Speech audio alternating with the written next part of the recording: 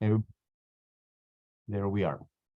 So last week, just to quickly recap, we're introduced to Shimshon, actually 2 weeks ago, but this is, much more an older Shimshon who falls in love with a Philistine a woman, and he convinces his parents to actually go and make a deal, and they do. However, she betrays him on 2 levels. She betrays him, number one, she reveals the answer to the riddle which he posed to the invitees of the wedding. And secondly, at the end, it was very clear, and that's why I'm leaving it on the page, that out of rage, by the way, that his wife, betrayed him by giving the answers to those who were there. He left her in terms of he went to live with his parents. Technically, they did not yet get divorced. Okay, he left her in terms of he was angry at her, whatever. That's it. He needed some time away. I guess that was certainly a strange honeymoon. But regardless, this is kind of a continuation of what happens from that story. So I don't think I ever understood, Yosi, from last time. Why did he pose this riddle to begin with such a strange bet? Whoever won would have to provide 30 clothing for 30 people. Why did he impose this? And then why he got into this betrayal with his wife? I didn't understand it. So I think it's just part of the story. Why exactly? He asked a riddle. He came up with something. He wanted to. I have a feeling psychologically he didn't tell anybody about that lion. If you remember the whole lion. Yeah. No, I remember what the riddle was, but I don't understand why he made that challenge. So I have a feeling. Number one, it was psychological in terms of he didn't tell anybody, and it was kind of his way of sharing and letting it out without spilling the beans, so to speak, if it can be that way.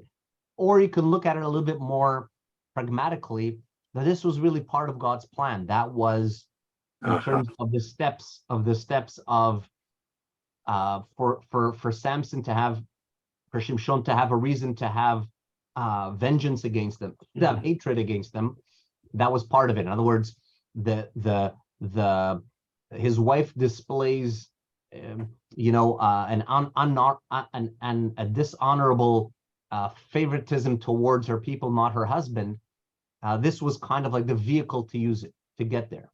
Okay. And so it was part of the entire plan, if you want to look at it like as a whole. Also, I got it. Okay. Also, you mentioned last time that he was very young. He didn't know about these strengths yet. He was surprised at strengths, so he didn't want anybody to know. He was almost embarrassed what happened to the Kudium. So he kept it very modest. That's a nice part. Then he was surprised with Agadi. So that came to him, that from that comes some sweetness. So that was his kind of a mystery for him as well. Right. Oh, he also was surprised from all that. Interesting. So what's being said is his whole power that he has and his abilities were kind of, I guess, a riddle to him. Right. And he didn't know about it. And he kind of expresses that which he feels on an outwardly through another riddle. I love that. I love that answer. That's beautiful. That is absolutely beautiful. So one riddle, or I guess one, for him, his enigma, he rolls out another enigma to the crowd as well. So that's he was about 18, very young. He didn't know. He didn't know that he had so much strength yet. That is right. That's right. And sometimes it's interesting because you will see in this chapter the first time actually that Shimshon actually has a dialogue with God, or at least kind of a request. Beforehand, we have this idea of God's spirit rests on him, and then he goes out and he's kind of like infused with these godly powers or some kind of spiritual infusion, and then he performs something. You'll see towards the end of this chapter that he finally actually converses with God, which is interesting. Unlike other prophets or where God communicates, or they communicate in a more profound way. Here it was almost, God is kind of, if you want to look at Shimshon as a puppet, and God is kind of, like when he needs to move him this way, he's moving him that way, and when he needs him to do this, he's making him that, and then the end result is that which God wants. But I want to continue just to remind everybody that we left off with Shimshon angry at his wife, and he goes to live with his parents, and his wife actually goes and marries one of the wedding companions. In other words, one of those guests that was originally at She's Shimshon. not divorced yet. No. So No. now she's got two husbands? Well, I guess in her books, one, because one left her, right? The way she sees it. Okay. That's also part of, again, of the whole kerfuffle. As I mentioned beforehand, all of this is kind of like a setup or a backdrop in order to get Shimshon angry, or to have a reason that he's gonna have it out against the Philistines. In other words, there was a reason. It's not that he can't just go out on a rampage and do what he wants. That there's going to be an animosity created, a reason for why he has it out for them, and this was part of it. So let's continue chapter 15. Vayi miyamim bimek tzir chitim. By the way, what book starts like that? Vayi bimek tzir chitim. It would have been read on Shavuot. Which book is read on Shavuot? What scroll? What scroll? Yeah. Which one? Ruth. Ruth. The book of Ruth starts Vahi bimek tzir chitim, and it is in the season of the wheat harvest. Okay, this is very important, as you'll see as the story unravels. What is tzir chitim? What is the wheat harvest? That is economically and also for sustainability. This is a very important period, right? This is the food source, the economic source, and the well-being of the people living there. Okay, so it's a little while later in the season, the wheat harvest. Vayifkod Shimshon et ishto bigdei izim. I guess a little bit of time passed over, and now he wants to visit his wife, to win her over again. And so what he does is he brings her a gift, clothes made from kids' skin. So in other words, a very soft, very desirable. Kids would, of course, would be very expensive because you can't really eat. There's not much to eat in terms of the meat, and so he's bringing her an appeasement gift. Vayomer, Married. right, to his wife, right? But he wants, in other words, he's bringing a gift, right? Flowers to you're mad at your wife. He comes after a while. He just left. He comes back. He wants to appease her. He's bringing her a gift. Vayomer, and he says, and he's talking to whom? He's Don't talking. see it, Yosi. Can we see the text? You can You don't see remove it. Do you not on the see screen. the text? The text. because you're reading and it's on my screen. Okay, more higher. The text is there. Okay. So here we go. Okay. Okay. Vayomer, and he's actually speaking to her father. So she's in under the roof of her father, or at least to go through her you don't father. see it. Vayomer avoa el ishti hechadra. Let me please go to the chamber of my wife. Velo netano aviha lavo. However, her father refuses and does not allow him to go and be with his wife. Vayomer avia, her father, retorts and says, Amor amarti kisano saneta. I was under the impression, I was certain that, and with your actions that you left, that I said to myself, we all believe that you hated her. By the way, why does he hate her? For what actions does he hate her? That she gave the secret. That she gave the talked secret. In about other words, you're so disappointed, and if marriage is based on trust, right? how can you? He's almost giving him an out and saying, "I don't blame you. That you can't trust your wife." your relationship would not last. So he tells her, no, you cannot go in there. I could have sworn that you. It seemed as though you hated your wife. You no longer love her. You're beyond loving her. You actually hate her. You despise her. So what did I do? Vatnena limereecha, and so I actually gave her. She got married to one of your wedding companion. By the way, you can imagine right now. I'm sure it came out, and what he did in Ashkelon, and that he the way that he brought the clothing over. There isn't an aura that people know that this guy is a very powerful person, and they don't really want to start with him. Okay, so what does he tell him? He said, "Listen, please don't be mad. Your actions." They're not telling him, how come you left? Why are you such a bad husband? Why are you so rash? Why didn't you speak to her? No, they're trying to clean out very clearly the situation. Says, hey, you know what? There's a reason why you should hate her. She's not trustworthy for you. We understand it. Vetnina lemereecha. I didn't give it to somebody who's better. I gave it to somebody who's an equal. Lemereecha in Hebrew, in textual is not that I gave my daughter to somebody who's worthy, but not anybody special. I gave it to her.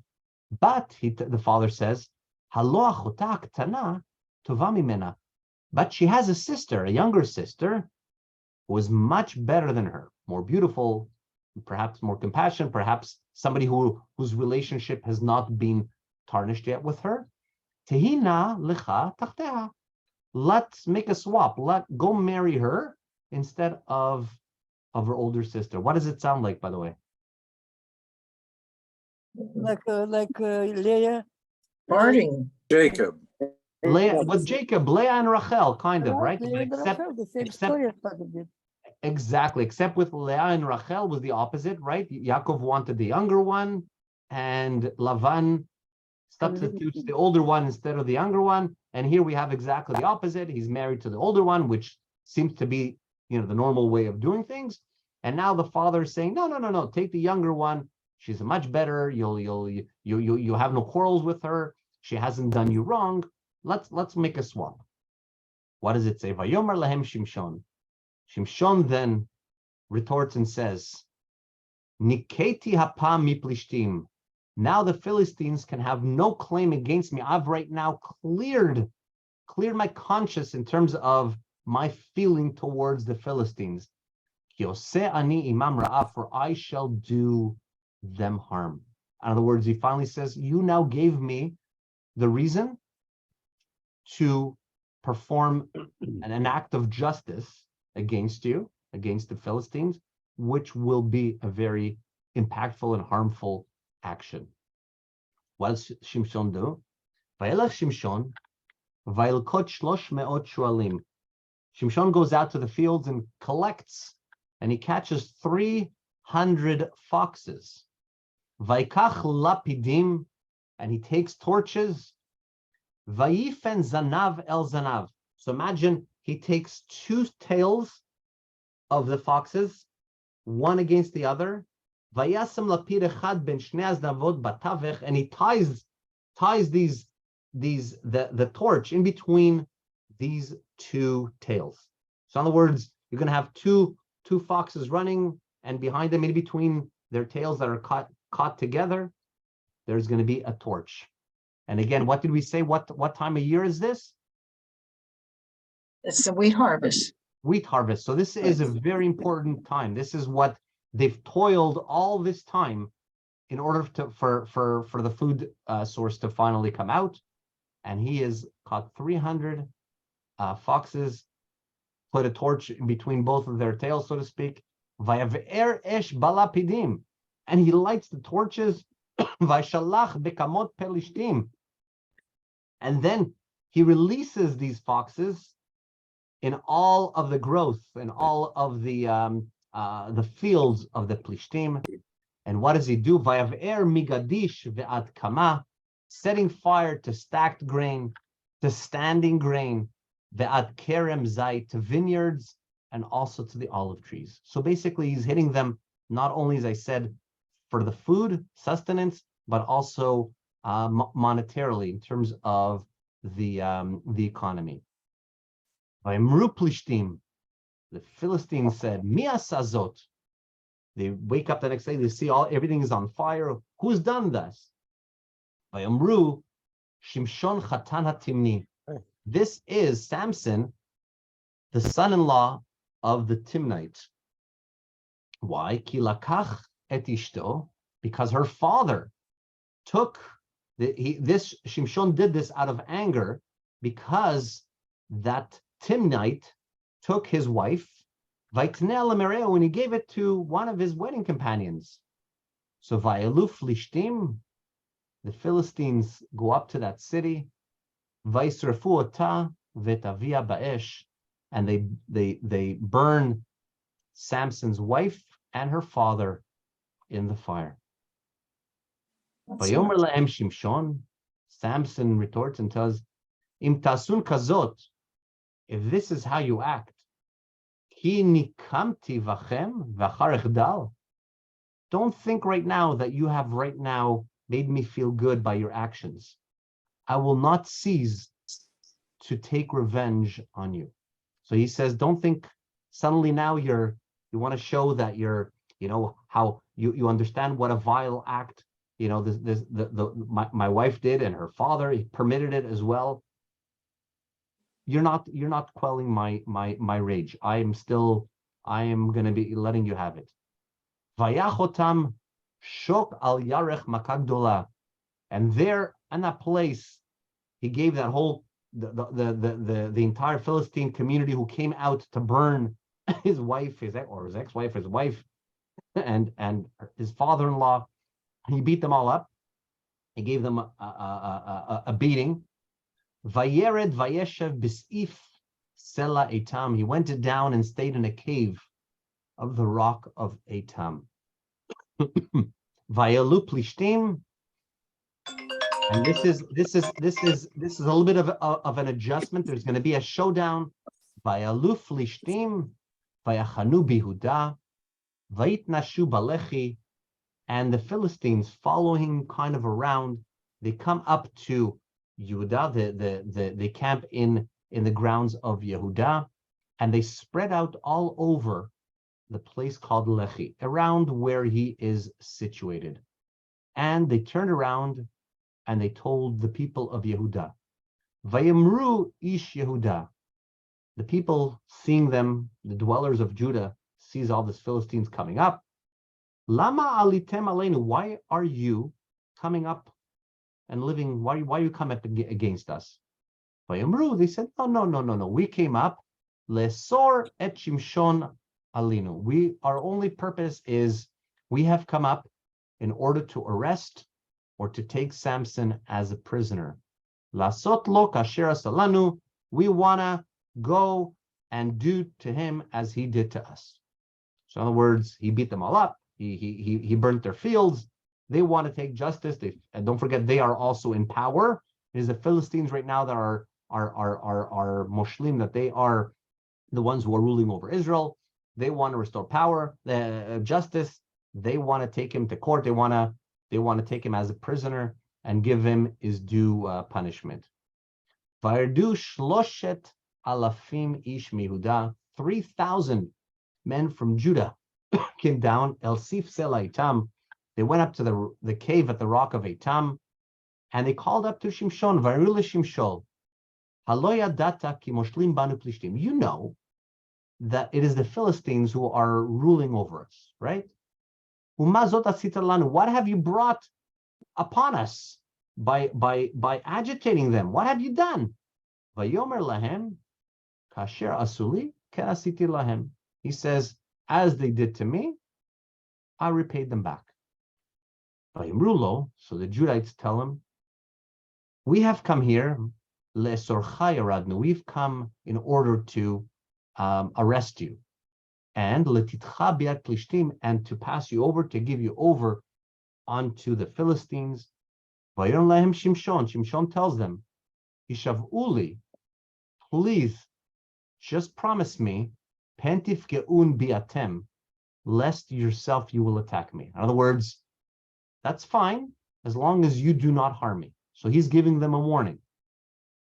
He says, if you came here to arrest me, fine, but do not cause any harm to me. And the Judites return and says, Vayimru lo lemor lo. We're not here to harm you. We're not here to cause any physical damage to you. Hi asor ne'asorcha untanucha v'yadam. The only thing we need to do is we want to arrest you, we want to capture you, and then we're passing you over to the Philistines. V'hamet lo nemitecha. We will not kill you, slay you. Vayasruhu. He, without any resistance, he lets him imprison him. Bishnaim avotim chadashim, with two brand new ropes. Vayaluhu min hasala, and they brought him down from the rock. So he was up high. They arrested him. They tied him down with brand new strong rope. Huva ad lechi. Samson is reaching Lechi, where the Philistines are all encamped.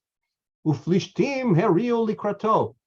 And seeing who they're bringing down, the Philistines start shouting and crying out and running towards him. And here we have again that thing, Vatitzlach alav ruach Adonai, whereupon suddenly he succeeds to have the Spirit of God rest on him. Vatitzlach, from hatzlacha, it's resting upon him. Suddenly he's invigorated with the Spirit of God. Vatiyena ha'avotim asher al zerotav, kapishtim asher ba'aru va'esh. Suddenly those big, brand new, fresh ropes that were tying his wrists and his arms became like flax that just wither when they catch fire. In other words, little strands. Vayimasu asurav me'al yadav, and the bonds, the knots that were tied, just melted off his hands. So in other words, he was no longer tied down. As he's coming down, Vaimtza lechi chamor teria. As he's walking down, he finds a carcass, but he finds a fresh jawbone of a donkey. So I don't know if you ever seen a face of a donkey. It is huge. So there he sees suddenly on the ground, he sees a very fresh. In other words, it's not. It's still strong. It's still. It's not falling apart yet. The jawbone of a donkey. Vaishlach yado vayikacheh, he picks it up. Vayach ba elef ish, and with this bone, he slays 1,000 Philistine men.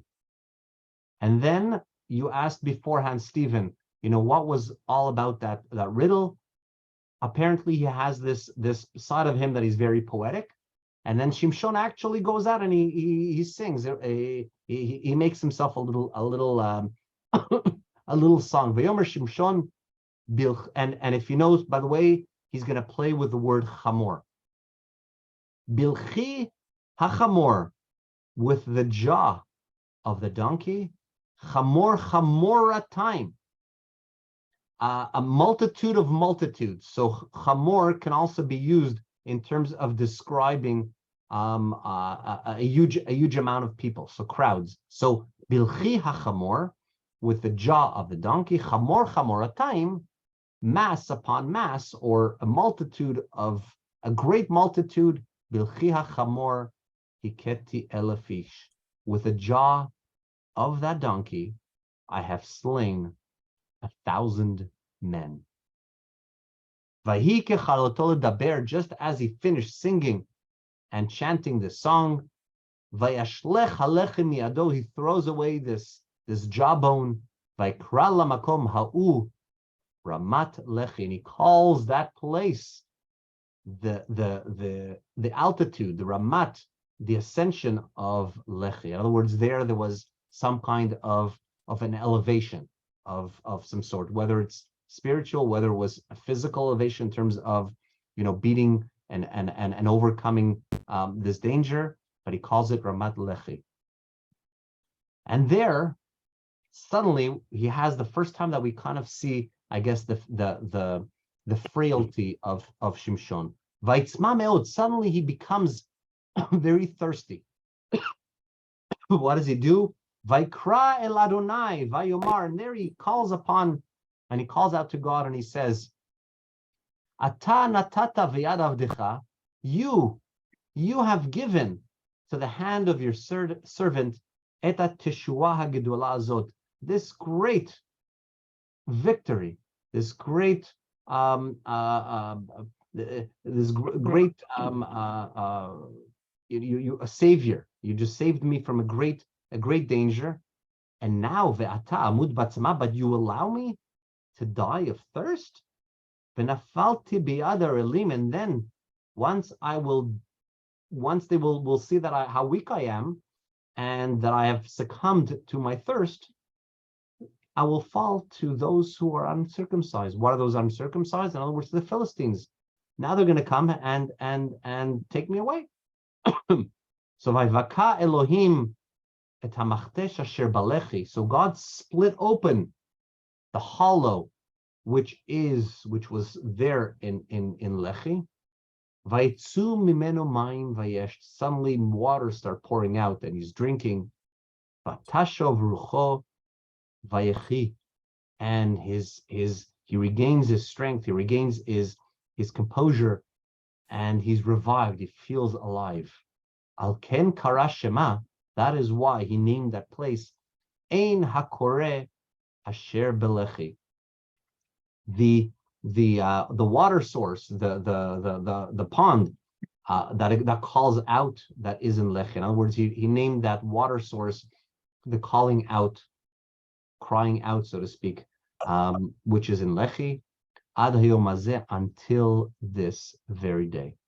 Vayishpotet Israel bimei Felishtim esrim shana, and during the days when the Philistines were there, Samson actually leads Israel for 20 years. So again, we see that number.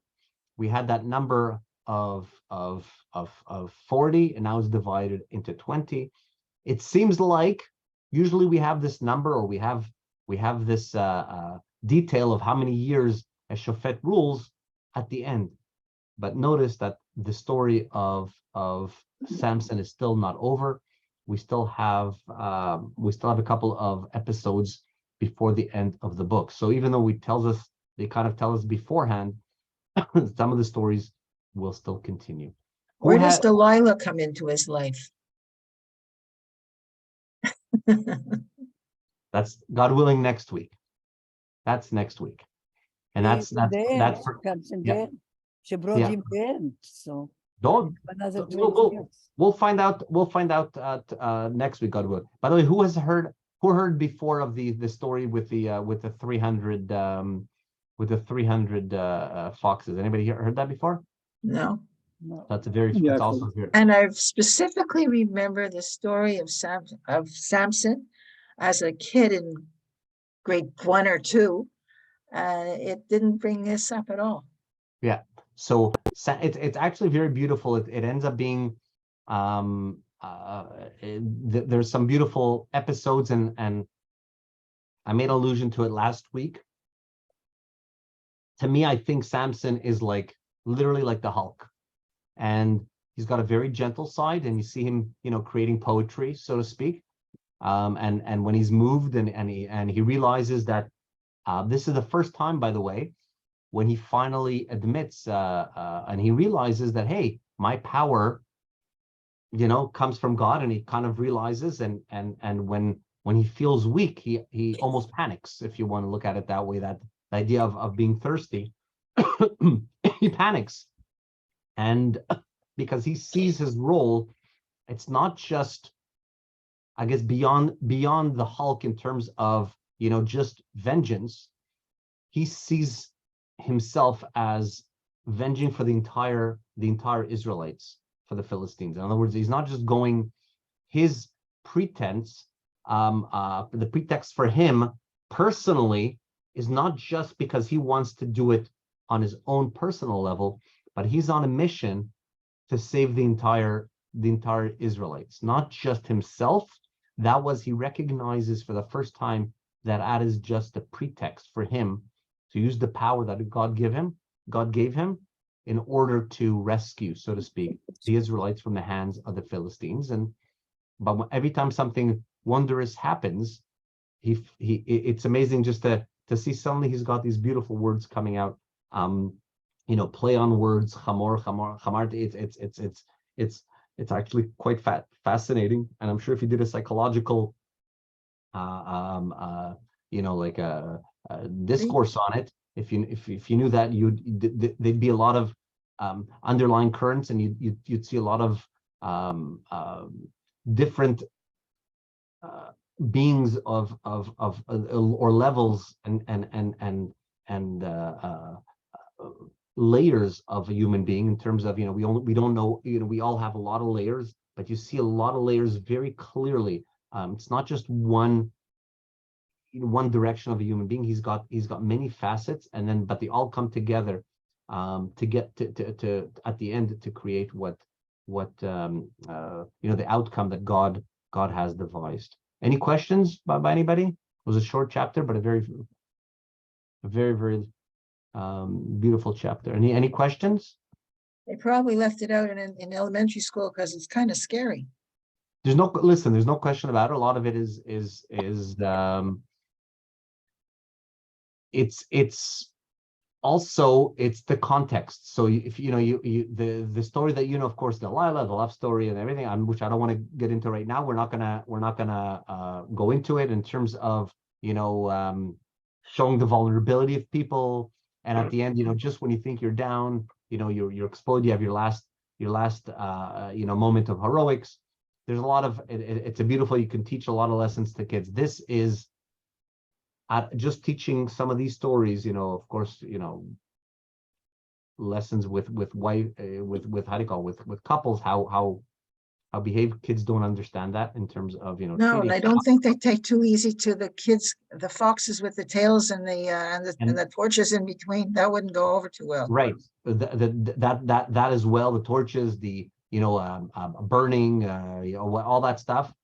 You have to read the whole. You have to see the whole context and understand it in order. But it's definitely, it takes more an adult audience to appreciate in terms of what's happening. And even then, we still saw last week, with Samson so enraged that he goes to another city and slays 30 people so he can take their clothing and bring it back to the people who he had the wager with. So he's certainly a tainted hero, our Samson. Yeah. He's a very colorful. He's a very colorful character. So obviously, the Phoenicians were in control of the Israelites, and they weren't the nicest guys in town. But how then does Samson go and marry a Philistine? How does that happen? So that was, he obviously hates them with a passion. Yeah. So again, yeah, you just answered it, but answered in reverse. So last week, chapter 14, was that right away we asked that question: how does a shofet? And by the way, the commentaries have an issue with it. They say, how does a shofet? A shofet was not just a judge, who may be not religious, secular Jew. Like in Israel right now, you can have a judge who knows the law, and who's not particularly religious. He's secular, and might not follow all the precepts of the Torah. We're not talking about something like that. We're talking about literally a spiritual and religious leader. In other words, usually the theme of the book of Judges is that the Israelites go off the path, and then the judge, what we call as a shofet, he actually brings them back. And how does he bring them back? He spiritually infuses them with again, belief of God and following God's ways. So he's definitely there to bring on a religious component. So how does this shofet, how as a leader, how is he going to marry a Philistine woman? And as well, that's what his parents ask him last. How? Are there not maidens within our brethren? Can you not find it? and it was all part of the plan. In other words, it really was not out of, it was in order to create the pretext for him to go on a rampage, to have it out for them. That's really what, in other words, if you want to look at it from God's perspective, God didn't just send somebody who could have just, wiped out, gone with them for no reason, so to speak. He wanted them to do an injustice. And then Samson, with his strength, went out and did exactly God's bidding, but also restoring his own personal justice. So it was a multifaceted action by Samson. Was his personal, what he felt, but he was also redeeming the Israelites at the same time. But it was a pretext for him to literally hate or despise the Philistines by those different actions. And you can see he didn't even have a chance in this chapter to even go and lie with his wife. His father, her father would not allow him. So he definitely did not have, children or normal intercourse or normal exchange with his wife. But it's still problematic. But again, you have to see it, you have to almost kind of like zoom out and see that this was all what God wanted to create the pretext. Wait until you see, I'm not scrolling, if you notice, past the 16, because wait until next week also starts off with a little bit of very heated, and you're going to scratch your head and say what, and it'll turn from a little bit in the ratings by the rating board might be a little bit more strict. So you'll see it might be but and this is seasons, seasons, and we have to go to the one at a time, right? Right. So you'll see it. But I think part of the beauty of it is, as kids, and Esther, you alluded to it, I think that we have this very clean or very pristine picture of our heroes or very important figures in our history, and we see them as flawless, and the more you read and the more you actually move away from the kiddie stories, because the kiddie stories tell you just the flat out, not the details. And when you look at the details, you see that our the characters that we look up to, whether it's Abraham, whether it's Isaac, whether it's Jacob, whoever it is, Yosef, Moshe, Aharon, whoever it is, they all have flaws. We're human beings, and that's part of it. Is for it's multi-leveled. Number one, just to remind us that they're not gods, unlike other religions that made human beings into gods. They're perfect, so to speak. These are, maybe they have been messengers, maybe they were the bridge to, maybe they were inspiring us to do it, they were our leaders, but they're also not perfect. They're human beings. But we're also not perfect, but doesn't mean that we can't also reach a much higher ground. So it works both ways. In other words, to inspire us that we don't have to be perfect to be like Moshe, because Moshe was not perfect. We don't have to be, we can't be Abraham because we're perfect. No, maybe we can be. Even if we're imperfect, we still have the opportunity to do great things. I think it goes both ways. Yeah. But the most important thing to see it is that we revere personalities for sure, but they do not become our godly figures. And that is why, when we make graven images, etc., when we have a certain person that we stick a picture of, and I'm not going to go too deep in terms of what I mean by that that is problematic, that you almost start, it's a human nature, even when you see pictures or a stamp of royalty, we start adding, and we add then all these feelings and all these characteristics that really are not, I mean, I don't know about you, but the king is not exactly a perfect person to at least, doesn't mean that we're not respecting him, but he's no God. He's no, he happens to be born into that family, blah, blah, blah, blah, blah. Could have been you or me, but doesn't make him, he is not this all being, all like powerful and knowing, and no, he's at the end of the day, he's no different than you and I. He's basar v'dam. He's blood and flesh, and his lineage gave him this, this route that he's playing, that he's taking on. But it doesn't.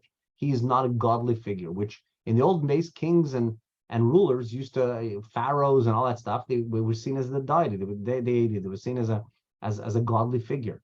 If they decided to tell you that day is night and night is day, that's what it became. It didn't have to be logical, or it could be wrong. But if God tells you that, that's what it is. So in our case, it's not like that. We have the right to question. We have the right to have arguments, so to speak, in the manner that we do it. That's a different way. That's a different argument. But nonetheless, they are not gods to us. And neither is Shimshon. Certainly has a lot of faults. But at the end of the day, he was being run through, or if you want to say puppet, he was the puppet of God, and God created certain things. But wait until you see next week. I hope that's just a little teaser, but it's actually next week. And Esther, next week we will introduce to that famous, perhaps the most famous of all of the Samson episodes. So any other comments, any other questions? So hold on one second, I'm gonna